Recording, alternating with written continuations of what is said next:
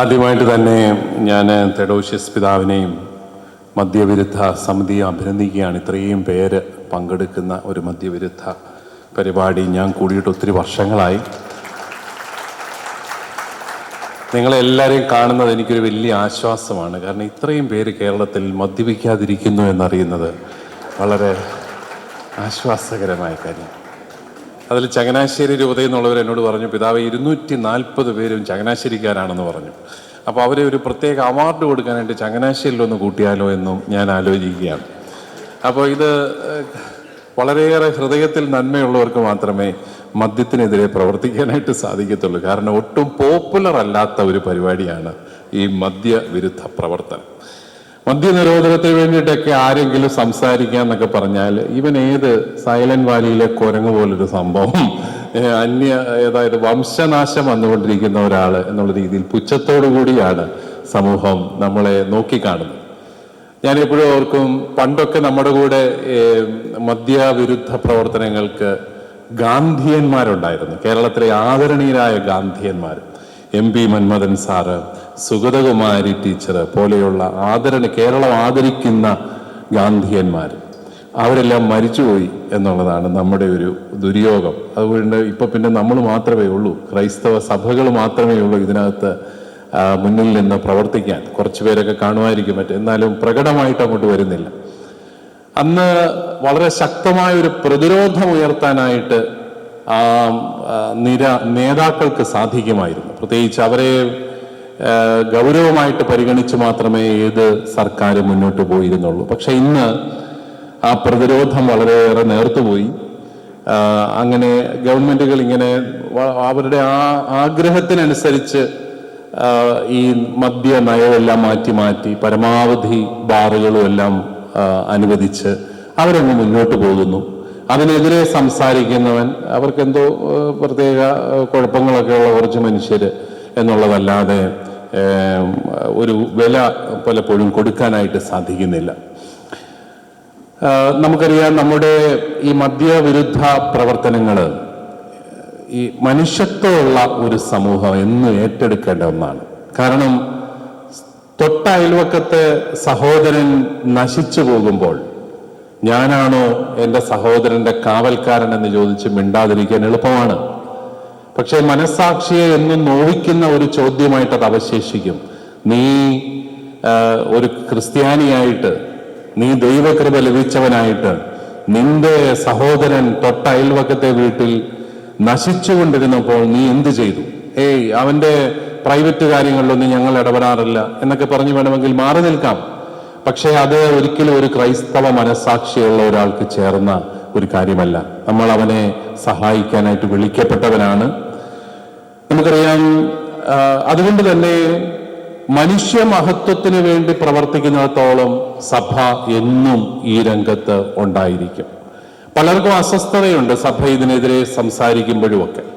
പക്ഷെ നമുക്കൊരിക്കലും നിശബ്ദരായിരിക്കാൻ കഴിയില്ല. കാരണം നമ്മൾ മനുഷ്യ മഹത്വത്തിന് വേണ്ടി എന്നും നിലനിന്നിട്ടുള്ള ഒരു സമൂഹമാണ്. നിലനിൽക്കാതിരിക്കാൻ സാധിക്കില്ല. സുവിശേഷത്തിൽ വിശ്വസിക്കുന്ന, സുവിശേഷം പ്രഘോഷിക്കുന്ന ആർക്കും ഈ മനുഷ്യ മഹത്വത്തിന് വിരുദ്ധമായിട്ടുള്ളത് ഒന്നും സഹിഷ്ണുതയോടുകൂടി കാണാനായിട്ട് സാധിക്കുകയില്ല. അപ്പൊ നമ്മൾ പ്രതികരിച്ചുകൊണ്ടേയിരിക്കും, അതിനെ ഉന്മൂലനം ചെയ്യാനായിട്ട് നമ്മൾ പരിശ്രമിച്ചുകൊണ്ടേയിരിക്കും. അതൊക്കെയാണ് നമ്മുടെ ഈ മദ്യവിരുദ്ധ പ്രവർത്തനങ്ങളിൽ കാണാൻ സാധിക്കുക. ചങ്ങനാശ്ശേരി അതിരൂപതയുടെ സോഷ്യൽ സർവീസ് സൊസൈറ്റിക്ക് ഈ അടുത്ത നാളിൽ ഒരു പുതിയ ലഹരി വിരുദ്ധ കേന്ദ്രം അനുവദിക്കുകയുണ്ടായി. 18 വയസ്സിന് താഴെയുള്ള കുട്ടികൾക്ക് വേണ്ടി ഉള്ള കേരളത്തിലെ ഏക ഡി അഡിക്ഷൻ സെന്റർ ചങ്ങനാശ്ശേരിയിലാണുള്ളത്. അപ്പോൾ അത് അനുവദിച്ചപ്പോഴത്തേക്ക് ഞാൻ അച്ഛനോട് ചോദിച്ചു, 18 വയസ്സിന് താഴെ ഉള്ള കുട്ടികൾക്ക് ഡി അഡിക്ഷൻ സെന്ററോ? ആരെങ്കിലും കാണുമോ? വെറുതെ നമ്മളിത് തുടങ്ങി ഇനി ഗവൺമെന്റ് പൈസയും കൂടെ തന്നില്ലെങ്കിൽ അതിൻ്റെയും കൂടെ ഉത്തരവാദിത്വം നമ്മുടെ തലയിലാകുകയല്ലേ. പക്ഷെ ഇപ്പൊ അവിടെ സീറ്റില്ല. ഈ 18 വയസ്സിന് താഴെയുള്ള കുട്ടികൾ ഡി അഡിക്ഷൻ സെന്ററിൽ ക്യൂ ആണ് എന്ന് പറയുമ്പോൾ നമുക്കറിയാം എത്രമാത്രം ഗൗരവമായിട്ട് നമ്മുടെ സമൂഹം പരിഗണിക്കേണ്ട ഒന്നാണ് ഈ മദ്യ വിപത്ത്, ലഹരി എന്ന് പറയുന്ന വലിയ വിപത്ത്. 2014 സംസ്ഥാന ആസൂത്രണ കമ്മീഷൻ ഒരു റിപ്പോർട്ട് പ്രസിദ്ധീകരിക്കുകയുണ്ടായി ഈ കേരളത്തിലെ മദ്യ മയക്കുമരുന്ന് കൺസംഷനെ കുറിച്ച്. അതിനകത്ത് അവർ പറഞ്ഞ കുറച്ച് കാര്യങ്ങൾ, വരുമാനം കുറഞ്ഞ പുരുഷന്മാരാണ് എന്ന് പറഞ്ഞാൽ middle class and lower middle class കുടുംബങ്ങളിലെ പുരുഷന്മാരാണ് കൂടുതലും ഇത് ഉപയോഗിക്കുന്നത്. മദ്യത്തിനാണെങ്കിലും മറ്റു കാര്യങ്ങൾക്കാണെങ്കിലും അഡിക്റ്റായിട്ട് പോകുന്നത്. മതത്തിന്റെ പേരിൽ നോക്കിയാൽ അത് നമ്മൾ ശ്രദ്ധിക്കേണ്ടതാണ്. മുസ്ലിങ്ങൾക്കിടയിലാണ് ഏറ്റവും കുറവ് ലഹരി ഉപയോഗവും അതുപോലെ മദ്യ ഉപയോഗവും. ഗവൺമെന്റിന്റെ കണക്കാണ് കേട്ടോ, വളരെ വളരെ ചുരുങ്ങിയതാണ്. നമ്മളൊക്കെ വളരെ ഭേദമാണ് കേട്ടോ ഇതിന്റെ ഈ കാര്യത്തിൽ. നമ്മളുടെ ജനസംഖ്യയൊക്കെ നോക്കുമ്പോൾ ശതമാനക്കണക്കിൽ ക്രിസ്ത്യാനി വളരെ മുമ്പിലാണ് എന്നുള്ളത് നമ്മൾ തിരിച്ചറിയണം.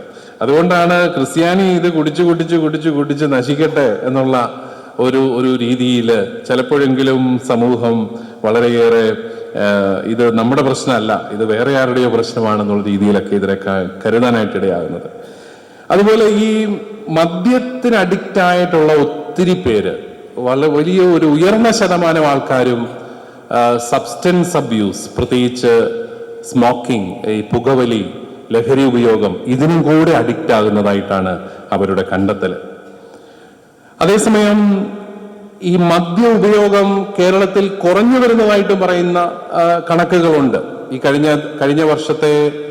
കഴിഞ്ഞ വർഷം നിയമസഭയിൽ മന്ത്രി അവതരിപ്പിച്ചു. അതൊരു പക്ഷേ ഗവൺമെന്റിനെ പ്രതിരോധിക്കാൻ വേണ്ടിയിട്ട് ഉണ്ടാക്കിയ കണക്കാണോന്നും എനിക്ക് സംശയമുണ്ട്.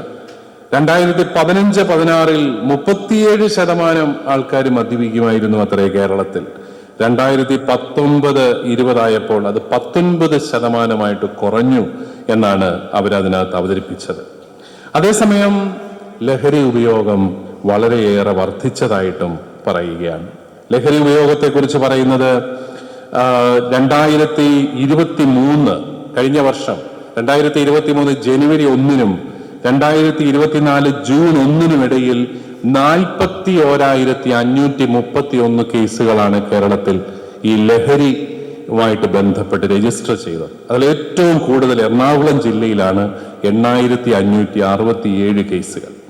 അപ്പൊ ഇങ്ങനെ ഉള്ള കണക്കുകളെല്ലാം നമ്മുടെ മുന്നിലേക്ക് വരുമ്പോൾ നമുക്കെങ്ങനെ നിർവികാരമായിട്ട് ഇതിനെയെല്ലാം നോക്കിക്കാണാൻ സാധിക്കും? ഇന്നലത്തെയോ പത്രത്തിലോ വായിച്ചു, 5 വർഷത്തിനിടെ കേരളത്തിലെ തടവുകാര് 40% കൂടിയത്രേ. 57 ജയിലുകളുണ്ട് കേരളത്തിൽ, അതെല്ലാം ഫുള്ളാണ്. അതുകൊണ്ട് ഗവൺമെന്റ് പുതിയ ജയില് പണിയാനായിട്ട് ആലോചിക്കുകയാണ്.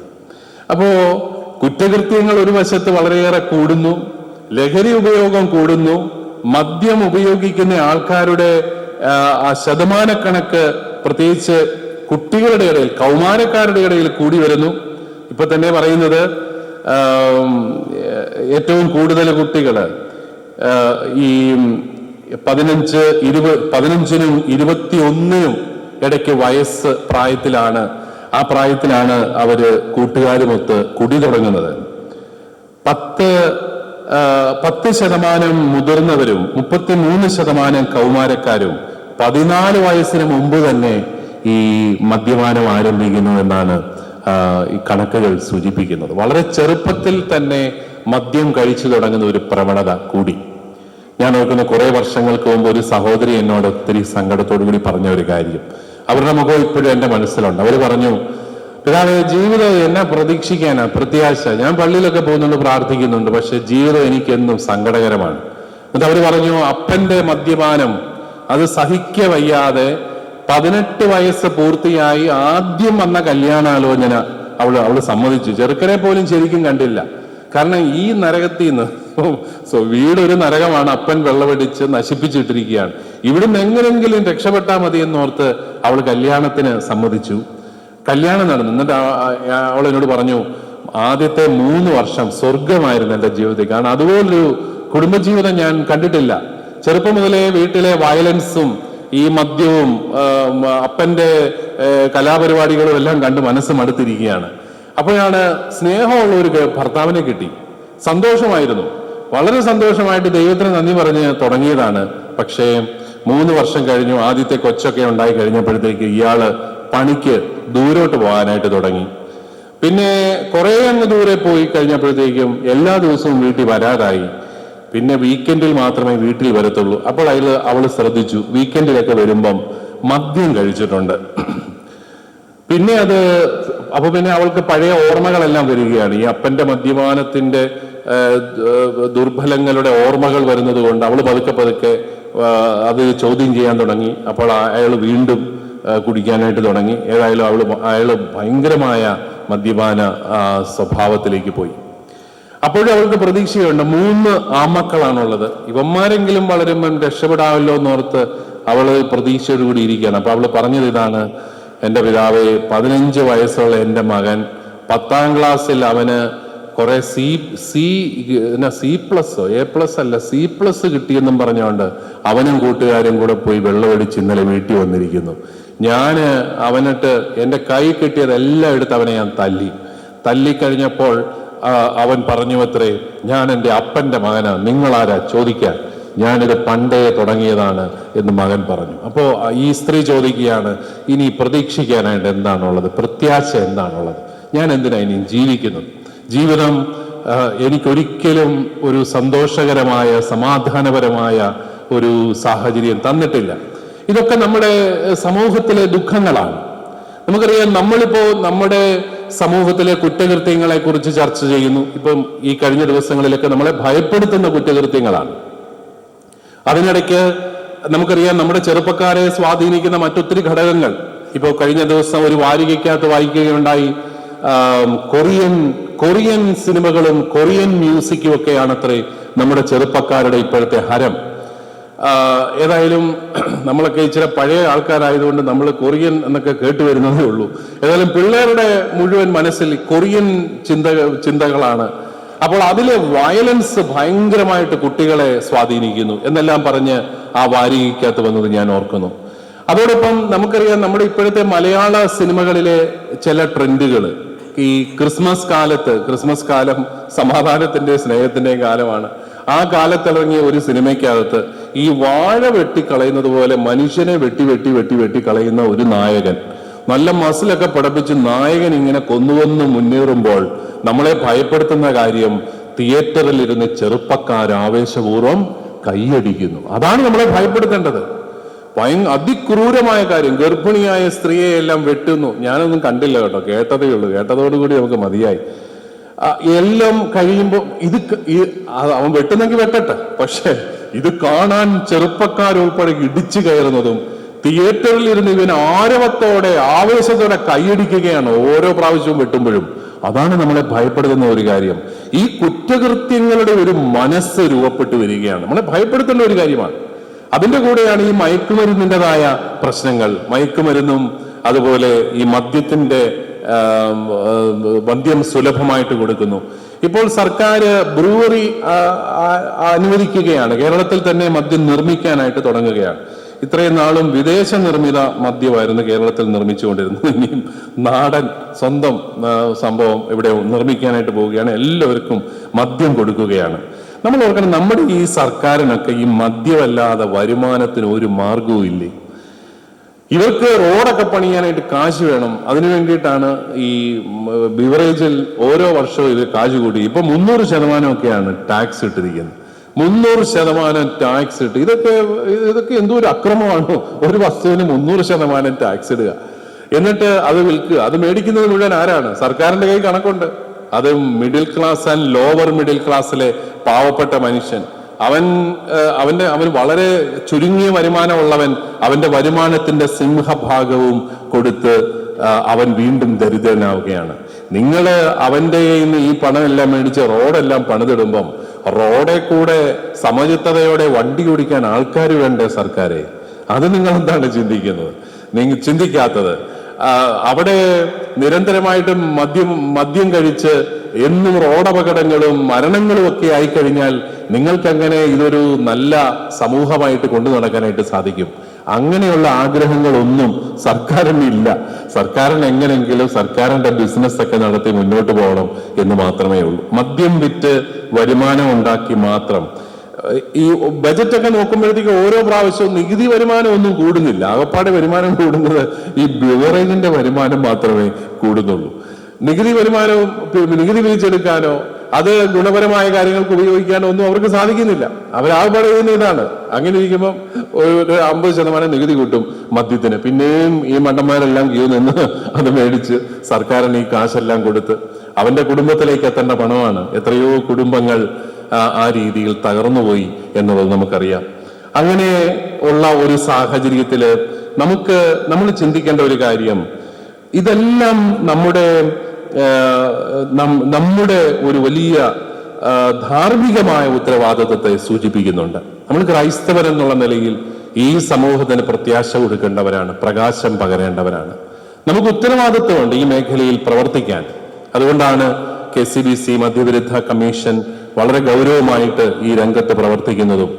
എത്രമാത്രം നമ്മൾ ആക്ഷേപിക്കപ്പെട്ടാലും ഒറ്റപ്പെടുത്തപ്പെട്ടാലും നമുക്ക് ധീരതയോടെ ഈ രംഗത്ത് നിന്ന് ഇതിനെതിരായിട്ട് സംസാരിക്കാൻ, ഇതിനെതിരായിട്ട് പ്രവർത്തിക്കാനായിട്ടും നമുക്ക് ആൾക്കാരെ രൂപപ്പെടുത്തേണ്ടതുമെല്ലാം ആവശ്യമായിട്ട് മാറുന്നത്. അത് തീർച്ചയായിട്ടും സന്തോഷകരമായ ഒരു കാര്യമാണ്. നമ്മൾ വളരെ നന്നായിട്ട് ആ രംഗത്ത് പ്രവർത്തിക്കുന്നു. നമുക്കറിയാം, നമ്മുടെ ക്രൈസ്തവ സന്ദേശം ജീവിക്കുമ്പോൾ നമ്മുടെ ഓരോരുത്തരുടെയും ജീവിതത്തിൽ ഉണ്ടാകുന്ന അടിസ്ഥാനപരമായ ഒരു വ്യത്യാസം എന്താണ്? നമ്മൾ കുറച്ചുകൂടെ ജീവൻ സമൃദ്ധമായിട്ട് ആഘോഷിക്കുന്ന വ്യക്തികളായിട്ട് മാറും. കർത്താവ് വന്നിരിക്കുന്നത് തന്നെ ജീവൻ നൽകാനും അത് സമൃദ്ധമായി നൽകാനുമാണ്. കർത്താവ് നൽകുന്ന ജീവൻ അതിന്റെ സമൃദ്ധിയിൽ അനുഭവിക്കുക എന്നുള്ളതാണ് ക്രൈസ്തവ വിശ്വാസത്തിന്റെ ഏറ്റവും വലിയ പ്രത്യേകത. നമ്മൾ ക്രിസ്ത്യാനിയാണെന്ന് പറയുകയും ഈ സമൃദ്ധിയില്ലാതെ എങ്ങനെങ്കിലും ജീവിക്കുന്ന മൃഗതുല്യമായ ഒരു ജീവിതം നയിക്കുകയും ചെയ്യുകയാണെങ്കിൽ അതുകൊണ്ട് കാര്യമില്ല. ഇപ്പോൾ രോഗശയ്യയിലായിരിക്കുന്ന പ്രിയപ്പെട്ട ഫ്രാൻസിസ് പാപ്പ പ്രത്യേകമായിട്ട് അദ്ദേഹത്തിന്റെ ഈ കഴിഞ്ഞ 10 വർഷങ്ങളിലെ ശുശ്രൂഷയിൽ ഏറ്റവും കൂടുതൽ ആവർത്തിച്ച ഒരു പദം ആനന്ദം എന്നുള്ളതാണ്. സുവിശേഷത്തിന്റെ ആനന്ദം, അത് അഭിഷേകത്തിന്റെ ആനന്ദം, സമർപ്പണത്തിന്റെ ആനന്ദം. അദ്ദേഹം വിശുദ്ധിയുടെ 5 ലക്ഷണങ്ങളെ കുറിച്ച് പറയുന്നിടത്ത് ജീവിക്കാനുള്ള ആവേശം വിശുദ്ധിയുടെ ഒരു ലക്ഷണമായിട്ടാണ് അദ്ദേഹം പറയുന്നത്. ജീവിക്കാനുള്ള ആവേശം, അതുപോലെ ജീവിക്കാനുള്ള ധൈര്യം, ഇതൊക്കെയാണ് വിശുദ്ധിയുടെ ലക്ഷണങ്ങൾ. മൂന്നാമത്തെ വിശുദ്ധിയുടെ ലക്ഷണമായിട്ട് അദ്ദേഹം നർമ്മബോധവും ചിരിക്കാനുള്ള കഴിവും കൂടെ പറയുന്നുണ്ട്. ഇതെല്ലാം വിശുദ്ധിയുടെ ലക്ഷണങ്ങളാണ്, അല്ലെ? നർമ്മബോധവും പൊട്ടിച്ചിരിക്കാനുള്ള കഴിവും വിശുദ്ധിയുടെ ലക്ഷണമാണെന്ന് പഠിപ്പിച്ച ചരിത്രത്തിലെ ആദ്യത്തെ പാപ്പയാണ് ഫ്രാൻസിസ് പാപ്പ. അദ്ദേഹം എല്ലാവരും സന്തോഷമായിട്ടിരിക്കണം, നിങ്ങൾ ക്രിസ്ത്യാനിയായിരിക്കാനായിട്ട് ഭയപ്പെടരുത്, Christianity is the religion of happiness, സന്തോഷത്തിന്റെ ജീവിതമാണ് എന്ന് നമ്മളെ പഠിപ്പിച്ചതാണ്. നമ്മൾ യഥാർത്ഥത്തിൽ ചെയ്യേണ്ടത് ഈ സന്തോഷത്തിൻ്റെതായ ഈ ക്രൈസ്തവ ജീവിതം അതും കൂടെ നമ്മളൊന്ന് കുറേയും കൂടെ ഒന്ന് പ്രചരിപ്പിച്ചെടുക്കണം. എനിക്ക് പലപ്പോഴും ഒരു കുറ്റബോധം തോന്നാറുണ്ട്. ചിലപ്പോഴെങ്കിലും ഞങ്ങളുടെയൊക്കെ പ്രഘോഷണങ്ങളിൽ ഈ ക്രൈസ്തവ വിശ്വാസവും ഇച്ചിരി നെഗറ്റീവൊക്കെ ആയിട്ടൊക്കെയാണ് ഞങ്ങൾ അവതരിപ്പിച്ചിട്ടുള്ളത്. ക്രൈസ്തവ വിശ്വാസം എന്ന് പറഞ്ഞാൽ ആ പാപം ചെയ്യരുത്, ഈ പാപം ചെയ്യരുത്, കുമ്പസാരിക്കണം, പ്രായശ്ചിത്തം ചെയ്യണം, അത് ചെയ്തു കഴിഞ്ഞാൽ കർത്താവ് പണി തരും, ശിക്ഷിക്കും, ഇങ്ങനെയുള്ള കാര്യങ്ങളിൽ മാത്രം പോയപ്പോൾ ഇതിന്റെ പ്രകാശമാനമായ ഒരു തലമുണ്ട്. അത് സുവിശേഷ ഭാഗ്യങ്ങളും അതുപോലെ ധീരതയുടെ ഒരു ജീവിതവും സന്തോഷത്തിന്റെ ഒരു ജീവിതവും ഇടുങ്ങിയ വാതിലിലൂടെ കടന്ന് വലിയ വലിയ ലക്ഷ്യങ്ങളിലേക്ക് കടക്കാനുള്ള ഒരു ആഹ്വാനവും ഒക്കെയാണ്. വളരെ പോസിറ്റീവാണ് gospel is very much positive. അതിനെ, സുവിശേഷത്തെ ആ ഒരു രീതിയിൽ അവതരിപ്പിക്കാനും അതിലേക്ക് കൂടുതൽ ആൾക്കാരെ ക്ഷണിക്കാനും നമുക്ക് സാധിക്കണം. നമ്മൾ ക്രിസ്ത്യാനികളായിരിക്കുക എന്ന് പറയുന്നത് നല്ല സന്തോഷമായിരിക്കുന്ന മനുഷ്യർ, ജീവിക്കാൻ ധൈര്യമുള്ള ഒരു മനുഷ്യർ. ഞാൻ എപ്പോഴും ഓർക്കാറുണ്ട്, ഈ കേരള സമൂഹത്തിലാണെങ്കിലും പുതിയ വഴികൾ തെളിച്ചവരാണ് എന്നും ക്രിസ്ത്യാനികൾ. നമ്മൾ ഈ മധ്യ കേരളത്തിൽ നമ്മൾ ആളുകൾ പെരുകിയപ്പോൾ, കൃഷിക്ക് ഇവിടെ സ്ഥലമില്ലാതെ വന്നപ്പോൾ മലബാറിലേക്ക് പോയി അവിടെ കുടിയേറ്റം നടത്തി അവിടെ വെന്നിക്കൊടി പാറിച്ച പാർട്ടികളാണ്. കുട്ടനാട്ടിൽ കായലും നികത്തി, അന്നത്തെ കാലത്ത് 1930കളിലും 40കളിലും കായലും നികത്തി അവിടെ കൃഷി ചെയ്ത പാർട്ടികളാണ്. അതുപോലെ കടലിൽ മത്സ്യത്തൊഴിലിൽ ഏർപ്പെടുന്ന ആൾക്കാരാണ്. ധീരത ഉള്ള ആൾക്കാർക്ക്, ധൈര്യമുള്ള മനുഷ്യർക്ക് മാത്രമേ മത്സ്യ തൊഴിലിന് പോകാനായിട്ട് സാധിക്കത്തുള്ളൂ. മത്സ്യത്തൊഴിലാളികളെ അറിഞ്ഞാൽ നിങ്ങൾക്കറിയാം, അവർ 2 ആഴ്ചയൊക്കെ ബോട്ടിൽ ആഴക്കടലിൽ പോയി താമസിക്കുകയാണ്. അവർ തിരിച്ചു വരുന്ന പോലുമില്ല. നമുക്ക് ചിന്തിക്കാൻ പറ്റും, ആഴക്കടലിൽ പോയി 2 ആഴ്ച താമസിക്കുക എന്നൊക്കെ പറഞ്ഞാൽ അപാരമായ ധൈര്യമുള്ള മനുഷ്യർക്കേ അത് സാധിക്കത്തുള്ളൂ. ക്രിസ്ത്യാനിറ്റി എന്ന് പറയുന്നത് ധീരതയുടെ ഒരു ജീവിതമാണ്. ആ ധൈര്യത്തോടു കൂടി ജീവിക്കാൻ സാധിക്കുമ്പം മദ്യത്തിന്റെ പുറകെ ഒന്നും ആൾക്കാർ പോകത്തില്ല. ജീവിക്കാൻ ആവേശമുള്ള വ്യക്തികളായിട്ട് നമ്മൾ മാറും. കുരിശിൽ മരിച്ചും നമ്മളെ രക്ഷിച്ച കർത്താവിൽ വിശ്വസിക്കുന്നവന് നല്ല ധൈര്യമാണ്. ജീവിതത്തിൽ അവൻ ഒരിക്കലും പരാജയപ്പെടുന്നില്ല. ആ ഒരു ധീരതയുടെയും സന്തോഷത്തിന്റെയും ഒരു ചൈതന്യം പ്രസരിപ്പിക്കാനായിട്ട് സാധിക്കുകയാണെങ്കിൽ തീർച്ചയായിട്ടും നമുക്ക് ആരോഗ്യകരമായ ഒരു ജീവിതം പ്രചരിപ്പിക്കാനായിട്ട് പറ്റും. നമ്മൾ മദ്യവർജനം എന്ന് പറഞ്ഞു കഴിഞ്ഞാൽ ചിലപ്പോൾ ആൾക്കും ഇഷ്ടപ്പെടത്തില്ല. എനിക്ക് തോന്നുന്നു ആരോഗ്യകരമായ ഒരു ജീവിതം എന്നുള്ള രീതിയിൽ അതിനെ കുറച്ചുകൂടെ പോസിറ്റീവായിട്ട് അവതരിപ്പിച്ചാൽ നല്ലതായിരിക്കും. തെഡോഷ്യസ് പിതാവിനോട് ഞാനൊരു അഭിപ്രായം പറയുകയാണ്. കാരണം ഈ ഉപവസിക്കുക എന്നൊക്കെ പറഞ്ഞാൽ ക്രിസ്ത്യാനിക്ക് അത്ര ഇഷ്ടമില്ല. ഇപ്പോഴത്തെ എല്ലാവരും ഉപവാസം തുടങ്ങി. എങ്ങനെയാ? ഡോക്ടർമാർ അതിന് പുതിയ പേരിട്ടു, ഇന്റർമിറ്റന്റ് ഫാസ്റ്റിംഗ്. അത് കേട്ടപാടെ എല്ലാവരും ഇന്റർമിറ്റന്റ് ഫാസ്റ്റിംഗ് എടുക്കുകയാണ്. ഇന്റർമിറ്റന്റ് ഫാസ്റ്റിംഗ് എന്താണ്? 16 മണിക്കൂർ പച്ചവെള്ളം മാത്രം കുടിച്ച് ജീവിക്കുകയാണ്.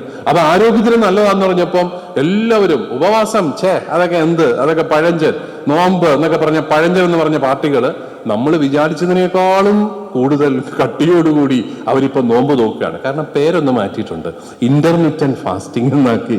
എന്ന് പറഞ്ഞതുപോലെ ഈ മദ്യവർജനത്തിനും നമുക്ക് എന്തെങ്കിലും ഒരു പോസിറ്റീവായിട്ടുള്ള ഒരു പേര് കണ്ടുപിടിച്ച് അത് കുറച്ചുകൂടെ പ്രചരിപ്പിച്ചാൽ എനിക്ക് തോന്നുന്നു കൂടുതൽ ആൾക്കാർ ഈ മേഖലയിലേക്ക് വരും. ആരോഗ്യകരമായ പാനീയങ്ങളും ആരോഗ്യകരമായ ഭക്ഷണവും എല്ലാം പ്രചരിപ്പിക്കാനും ആരോഗ്യകരമായ ഒരു ജീവിതം പ്രചരിപ്പിക്കാനും ആരോഗ്യം ദൈവം തന്ന ഏറ്റവും വലിയ ദാനമാണെന്ന് 1ാം ക്ലാസ് മുതൽ വേദപാഠത്തിൽ പഠിപ്പിക്കാനും എല്ലാം നമുക്ക് സാധിക്കണം. ആരോഗ്യം ദൈവത്തിന്റെ വലിയൊരു ദാനമാണ്. അത് നമ്മൾ നല്ല എക്സസൈസ് ചെയ്തും നല്ല ചിന്തകൾ മനസ്സിൽ നിറച്ചും അതുപോലെ നല്ല ആവേശത്തോടെ ജീവിച്ചുമെല്ലാം ആഘോഷിക്കേണ്ട ഒന്നാണ്. അതും കൂടെ നമ്മുടെ വിശ്വാസത്തിന്റെ ഭാഗമായിട്ട് നമ്മൾ ഇതൊക്കെ വിശ്വാസത്തിൽ ഉണ്ടെങ്കിലും നമ്മൾ കൊടുക്കുന്ന ചില ഫോക്കസും എംഫസിസും അത് കുറച്ചുകൂടെ ഒന്ന് മാറിക്കഴിഞ്ഞാൽ ചിലപ്പോൾ കുറച്ചുകൂടെ ഫലമുണ്ടാവും എന്നാണ് എനിക്ക് തോന്നുക. അതുകൊണ്ട് നമുക്ക് ഈ രംഗത്ത് നമ്മുടെ പ്രവർത്തനങ്ങൾ കൂടുതൽ ശക്തമാക്കേണ്ടതായിട്ടുണ്ട്. നമുക്കറിയാം, നമ്മുടെ സമൂഹത്തിന്റെ മാനസികാരോഗ്യം തന്നെ പൊതുവെ കുറഞ്ഞു വരികയാണ്. അത് നമ്മൾ പരിഗണിക്കേണ്ട ഒരു വിഷയമാണ്. മാനസികാരോഗ്യം കുറയുന്നു. ഇപ്പോ മാനസികാരോഗ്യം കൂട്ടാനായിട്ട് എന്താണ് ചെയ്യേണ്ടത്? വെല്ലുവിളികളെ നേരിടാൻ ചെറുപ്പം മുതലേ നമ്മൾ കുട്ടികളെ പഠിപ്പിക്കണം. അപ്പോഴാണ് മാനസികാരോഗ്യം വർദ്ധിക്കുന്നത്. പിടിച്ചു നിൽക്കാനുള്ള കഴിവ് അവന് വർദ്ധിക്കണം. അവന് ബുദ്ധിമുട്ടേറിയ ഒരു ജീവിത സാഹചര്യത്തെ നേരിടാൻ സാധിക്കണം.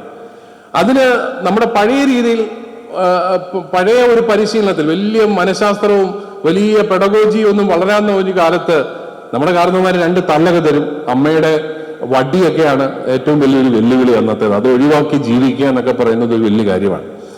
അതുപോലെ സ്കൂളുകളിലൊക്കെ ചെന്ന പരീക്ഷയുണ്ട്, ടീച്ചർമാർ വഴക്ക് പറയും, അടിക്കും, എംപോസിഷൻ എഴുതിക്കും. ഇതൊക്കെ ഒരു വെല്ലുവിളിയാണ്. ഇതിനെയെല്ലാം തരണം ചെയ്ത് അവൻ 10ാം ക്ലാസ് പാസ്സാകുക എന്ന് പറയുമ്പോഴത്തേക്കും കുറച്ചും കൂടെ ജീവിതത്തെ നേരിടാൻ ഒരു ധൈര്യമൊക്കെ കാണും. ഇപ്പൊ നമ്മള് വിദ്യാഭ്യാസ വിചക്ഷണന്മാരെല്ലാരും കൂടെ ചിന്തിച്ച് നിയമം ഉണ്ടാക്കി പണ്ഡിതന്മാരെല്ലാരും കൂടി ഇതെല്ലാം എടുത്തു കളഞ്ഞു. എന്താണ്? കുട്ടികളെ തല്ലാൻ പാടില്ല, കൊച്ചിന് ഒരു ബുദ്ധിമുട്ടും ഉണ്ടാക്കാനായിട്ട് പാടില്ല. കുട്ടിയെ തല്ലിക്കഴിഞ്ഞാല് കുട്ടി പോലീസിൽ കേസ് കൊടുക്കുകയാണ്. എൻ്റെ അമ്മ എന്നെ തല്ലിയിട്ടുണ്ട്, പോലീസ് വന്ന് അമ്മയെ വിളിച്ചുകൊണ്ട് പോകുന്നു. അങ്ങനത്തെ കാര്യങ്ങൾ നടക്കുകയാണ്. അതുപോലെ പരീക്ഷകളെല്ലാം കുറച്ചുകൊണ്ട് വരുന്നു, എല്ലാവരെയും ജയിപ്പിച്ചു വിടുന്നു. ഒരു ചലഞ്ചും ഇല്ല ജീവിതത്തിൽ. കഴിഞ്ഞ വർഷം ഞാൻ പത്രത്തിൽ വായിച്ചു, മഹാത്മാഗാന്ധി യൂണിവേഴ്സിറ്റി പരീക്ഷയ്ക്ക് പുസ്തകം കൂടെ തുറന്നു വെച്ച് എഴുതാനുള്ള സൗകര്യം കൊടുക്കാൻ പോവാണെന്ന്.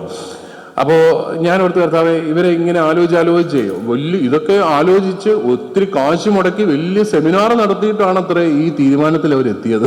അതായത് ലക്ഷക്കണക്കിന് രൂപയുടെ ഇന്റർനാഷണൽ കോൺഫറൻസ് നടത്തിയിട്ടാണ് അവർ തീരുമാനത്തിലെത്തിയത്. നമുക്കിനി പുസ്തകം നോക്കി എഴുതാനുള്ള സൗകര്യം കൊടുക്കാം. അപ്പൊ പിള്ളേർ എന്നോട് പറഞ്ഞു, പിതാവ് വിചാരിക്കുന്നില്ല അതത്ര എളുപ്പമല്ല, ഈ പുസ്തകത്തിൽ എവിടാന്ന് അറിഞ്ഞാലല്ലേ ഇത് എഴുതാൻ പറ്റത്തുള്ളൂ.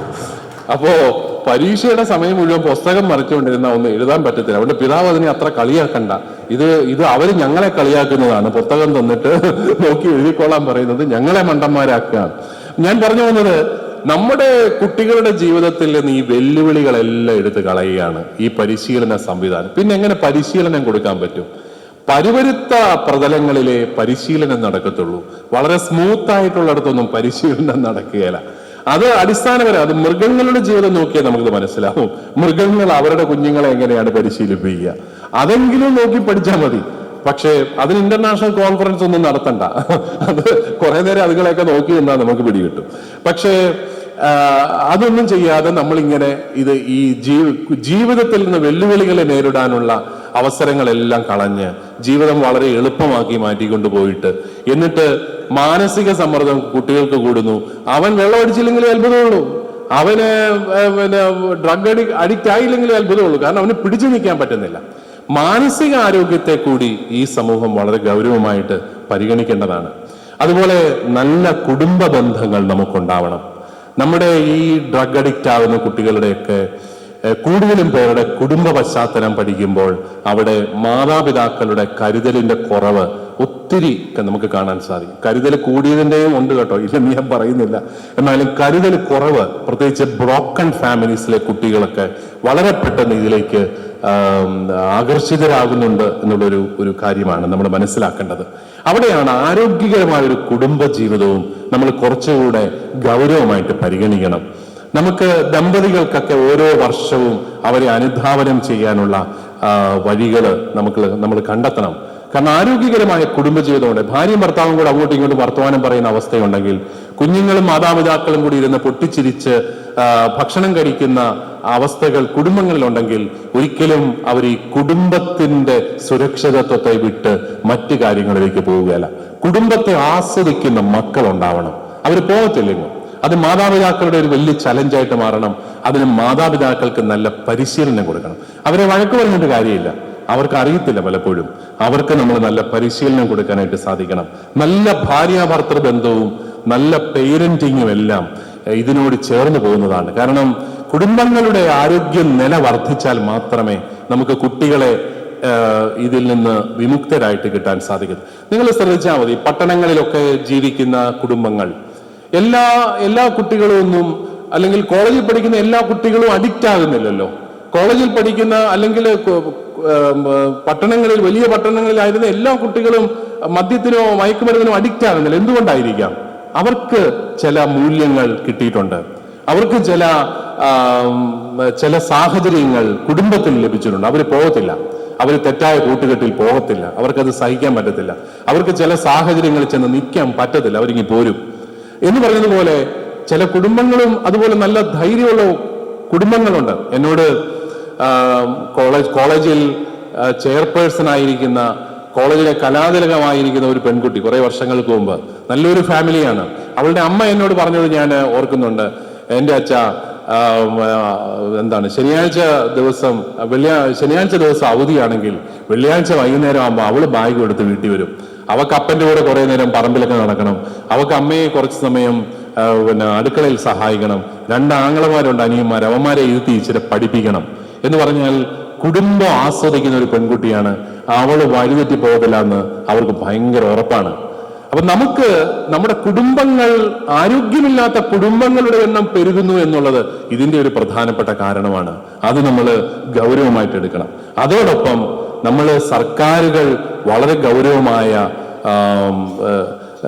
ചില നടപടികൾ എടുക്കണം. നമുക്കാർക്കും ചെയ്യാൻ പറ്റാത്ത കാര്യം, ഇപ്പോ നമ്മുടെ സ്കൂളുകളുടെ 5 കിലോമീറ്റർ പരിധിയിലെങ്കിലും ശരിയായ രീതിയിൽ നിരീക്ഷണം നടത്തിയില്ലെങ്കിൽ നമുക്ക് ഈ മയക്കുമരുന്നിന്റെ ഈ ഒരു വിപണനം തടയാനായിട്ട് സാധിക്കാത്ത അവസ്ഥയാണ്. ഞാൻ മനസ്സിലാക്കുന്ന ക്യാമ്പസുകളിലൊക്കെ ചില വിദ്യാർത്ഥി സംഘടനകൾ പോലും ഇതിന്റെ ഏജന്റുകളായിട്ട് മാറുന്നുണ്ട്. പെൺകുട്ടികൾ പലരും ഇതിന്റെ കാരിയേഴ്സ് ആയിട്ട് പോകുന്നുണ്ട്. ഇവിടെ ശരിയായ രീതിയിൽ നമ്മുടെ സമൂഹത്തെക്കുറിച്ച്, അടുത്ത തലമുറയെക്കുറിച്ച് കരുതലുള്ള ഒരു സർക്കാരാണെങ്കിൽ തീർച്ചയായിട്ടും ഈ മയക്കുമരുന്ന് വ്യാപനത്തിനും മദ്യത്തിന്റെ വ്യാപനത്തിനും എതിരെ നടപടികൾ എടുക്കാനായിട്ട് സാധിക്കണം. പക്ഷേ നമ്മളിപ്പോ കാണുന്നത് എന്താണ്? രാഷ്ട്രീയ പാർട്ടികളെല്ലാം ബാറുകൾ അനുവദിക്കും. കാരണം ഒരു ബാറിന് മിനിമം 25 ലക്ഷം രൂപ എന്നൊക്കെയാണ് കേട്ടിട്ടുള്ളത്. അങ്ങനെ പോയാൽ 1000 ബാർ അനുവദിച്ചാൽ 250 കോടി രൂപയായി. അതുകൊണ്ട് അടുത്ത തെരഞ്ഞെടുപ്പ് എങ്ങനെയെങ്കിലും ഒക്കെ ജയിക്കണം. ജയിച്ചു കഴിയുമ്പോഴത്തേക്കും പിന്നെ അതിന്റെ അടുത്ത തെരഞ്ഞെടുപ്പിനുള്ള സാമ്പത്തിക സമാഹരണമായി. ഇതല്ലാതെ എന്നതാ ഇവിടെ നടക്കുന്നത്? തെരഞ്ഞെടുപ്പിൽ ജയിക്കണമെന്നല്ലാതെ ജനങ്ങളുടെ ആരോഗ്യമോ അടുത്ത തലമുറയുടെ പുരോഗതിയോ അങ്ങനെ എന്തെങ്കിലും സ്വപ്നം കാണുന്ന ഭരണാധികാരികൾ നമുക്ക് എന്നാണ് ഉണ്ടാവുക എന്ന് അവരുടെ പല നിലപാടുകൾ കാണുമ്പോൾ നമ്മൾ ദുഃഖത്തോടു കൂടി ഓർക്കാറുണ്ട്. അതുപോലെ ഈ മയക്കുമരുന്ന് പ്രത്യേകിച്ച് വളരെ സോഫ്റ്റ് എന്ന് തോന്നാവുന്ന കുട്ടികളുടെ ഇടയിലെല്ലാം വളരെ പെട്ടെന്ന് പരക്കുന്ന ഈ മയക്കുമരുന്നുകൾ അവയുടെ വിപണനത്തിനും വ്യാപനത്തിനും എതിരായിട്ട് ശരിയായ നടപടികൾ എടുക്കാൻ പറ്റണം. ചിലപ്പോഴൊക്കെ നമ്മൾ പത്രത്തിൽ വായിക്കും, എന്താണ് 500 ഗ്രാം മയക്കുമരുന്ന് പിടിച്ചു, ആ കടത്തിക്കൊണ്ടു വന്നവന്റെ ഫോട്ടോ, അത് ചെക്ക് അത് പിടിച്ച പോലീസ് ഉദ്യോഗസ്ഥന്റെ ഫോട്ടോ എല്ലാമായി ഭയങ്കര വാർത്ത. അപ്പുറത്ത് 5 കിലോ മയക്കുമരുന്ന് കയറി പോന്നിട്ടുണ്ട്, അതാരും പിടിക്കുകയില്ല. ഈ 500 ഗ്രാമിന്റെ ആ ഒരു പൊലിമയിൽ അപ്പുറത്ത് 5 കിലോ കയറി പോന്നിട്ടുണ്ട്, ആരും കുഴപ്പമില്ല. നിങ്ങൾ കഴിഞ്ഞ വർഷമാണോ കഴിഞ്ഞ മുമ്പത്തെ വർഷമാണോ ഗുജറാത്ത് തീരത്ത് എവിടെയോ 1000കണക്കിന് കിലോ മയക്കുമരുന്നുമായിട്ട് ഒരു കപ്പൽ പിടിച്ചു എന്നിങ്ങനെ പറഞ്ഞു. പക്ഷെ പിന്നെ അതിനെക്കുറിച്ച് ഒരു വാർത്തയുമില്ല, ഒരു മാധ്യമവും പിന്നെ ഒരു വാർത്തയും ഇടുന്നില്ല. ഇത് എവിടെ പോയി? ഇതെന്തിനാണ് ഇത് കേരള തീരത്ത് വന്നത്, അല്ലെങ്കിൽ ഇത് ഇന്ത്യയുടെ തീരത്തേക്ക് ഇത് എന്തിനാണ് വന്നത്, ഇത് എവിടെ നിന്നാണ് വരുന്നത്? ഇതിനെക്കുറിച്ചൊന്നും ഒരു ചോദ്യവുമില്ല. ഇനി അത് കിട്ടിയ ഈ പറഞ്ഞ കിലോ കണക്കിന് മയക്കുമരുന്ന് ഇവരെന്ത് ചെയ്തു? ഇവരിത് നശിപ്പിച്ചോ, അതോ അവര് വേറെ വല്ലവർക്കും കൊടുത്തോ? ഇതൊന്നും അറിയാനായിട്ട് നമുക്ക് അവകാശമില്ലേ? അപ്പൊ അവിടെയൊക്കെയാണ് സർക്കാരുകൾ ഉണർന്ന് പ്രവർത്തിക്കാതെ ഇതിനകത്ത് നമുക്ക് ശരിയായ ഒരു ഫലപ്രദമായ ഒരു നടപടിയെടുക്കാൻ സാധിക്കില്ല. നന്മയുള്ള കുറെ മനുഷ്യർ ഇതിന്റെ പിന്നാലെ അലഞ്ഞു നടക്കുക എന്നുള്ളതല്ല. ഈ സർക്കാരുകൾ തന്നെ സമൂഹത്തിന്റെ നന്മയെ കരുതി ശരിയായ നിലപാടുകളും നടപടികളും എടുക്കാനായിട്ട് തയ്യാറാവുക എന്നുള്ളതാണ് ഏറ്റവും പ്രധാനം. ഇപ്പോഴത്തെ മയക്കുമരുന്നിന്റെയൊക്കെ പ്രത്യേകത, അതിന് മണവുമില്ല, നിറവുമില്ല, ഒന്നുമില്ല. ഇത് കഴിച്ചിട്ടുണ്ടോ എന്ന് അറിയത്തില്ല. ആരോ പറഞ്ഞു കേട്ടു, dry mouth is the only symptom of drug addiction. Dry mouth, അത് എങ്ങനെ കണ്ടുപിടിക്കാനാ ഇവന്റെ ഡ്രൈ മൗത്ത് ആണോ അല്ലയോ എന്ന്? അപ്പൊ നമ്മുടെ മക്കൾ പോലും ഇത് ഉപയോഗിക്കുന്നുണ്ടെങ്കിൽ അറിയാൻ പറ്റില്ല. ഒരു മുട്ടായി പരുവത്തിലൊക്കെ കിട്ടുകയാണ്, അത് കഴിച്ച് പക്ഷേ ഇവന്റെ മസ്തിഷ്കം ഇല്ലാതായിക്കൊണ്ടിരിക്കുന്നു, അത് ഉപയോഗശൂന്യമായിക്കൊണ്ടിരിക്കുന്നു. അവന്റെ ഉള്ളിൽ അക്രമത്തിന്റെ ചിന്തകളും വാസനകളും എല്ലാം കൂടുന്നു. ഇപ്പൊ ഈ കഴിഞ്ഞ നാളുകളിൽ ഉണ്ടായിട്ടുള്ള കേസുകളിലെല്ലാം മയക്കുമരുന്നാണ് 1-ാം പ്രതി എന്നുള്ളത് നമ്മൾ തിരിച്ചറിയണം. അതുകൊണ്ട് നമുക്ക് ഒരുമിച്ച് ഇങ്ങനെയുള്ള കാര്യങ്ങൾക്ക് വേണ്ടി പ്രവർത്തിക്കാനായിട്ട് സാധിക്കണം. അതിനെല്ലാം ഒരു നിമിത്തമാകട്ടെ ഈ ഒരു സമ്മേളനം എന്ന് ഞാൻ ആശംസിക്കുകയാണ്. ഇത്രയും ജനപങ്കാളിത്തത്തോടു കൂടി ഇതിനകത്ത് ചെറുപ്പക്കാരുണ്ട്, മുതിർന്നവരുണ്ട്, അതുപോലെ കേരളത്തിലെ എല്ലാ ഭാഗത്തു നിന്നുള്ള ആൾക്കാരുണ്ട്. വളരെ അഭിമാനം തോന്നുന്നു. അഭിമന്യ പിതാവിനെയും പിതാവിന്റെ കൂടെയുള്ള ടീം അംഗങ്ങളെ എല്ലാം ഞാൻ ആത്മാർത്ഥമായിട്ട് അഭിനന്ദിക്കുന്നു. നിങ്ങളെല്ലാം ഒത്തിരി നന്മയുള്ള മനുഷ്യരാണ്. കേരളത്തിലെ ഏറ്റവും നന്മയുള്ള കുറെ മനുഷ്യരുടെ നടുക്കാണ് ഞാൻ നിൽക്കുന്നത്. കാരണം അല്ലെങ്കിൽ ഈ ഒരു പരിപാടിക്ക് നിങ്ങൾ വരികയില്ല, ഇത്രയും സമയം നിങ്ങൾ ഇരിക്കുകയില്ല. ഇത് സമൂഹത്തിന്റെ നന്മയെ സ്വപ്നം കാണുന്നവർക്ക് മാത്രമേ ഇങ്ങനെ വന്നിരിക്കാനായിട്ട് സാധിക്കത്തുള്ളൂ. അതുകൊണ്ട് തന്നെ നിങ്ങളുടെ എല്ലാ നന്മയെ അംഗീകരിച്ചുകൊണ്ട് അത് നമുക്ക് ഒരുമിച്ച് നിന്ന് എന്നും ഇത്തരത്തിലുള്ള തിന്മകൾക്കെതിരെ പോരാടണം എന്ന് എല്ലാവരെയും ആഹ്വാനം ചെയ്തുകൊണ്ട് എൻ്റെ വാക്കുകൾ ഞാൻ ഉപസംഹരിക്കും.